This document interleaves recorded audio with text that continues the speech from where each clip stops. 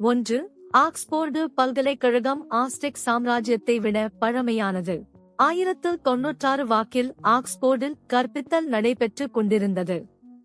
Aztec பேரரசு பல நூற்றாண்டுகளுக்குப் பிறகு 15ஆம் நூற்றாண்டில் தொடங்கியது. 2. ஒரு இறாலின் இதயம் அதன் தலையில் உள்ளது. ஒரு இறாலின் இதயம் அதன் தலை மற்றும் மார்பு பகுதியை உள்ளடக்கிய செபலோதோராக்ஸில் அமைந்துள்ளது. 3. நமது சூரிய குடும்பத்தில் உள்ள அனைத்து நிறைகளையும் சூரியன் கொண்டுள்ளது. சூரிய குடும்பத்தின் மொத்த நிறையில் 99.8% சூரியன் கொண்டுள்ளது.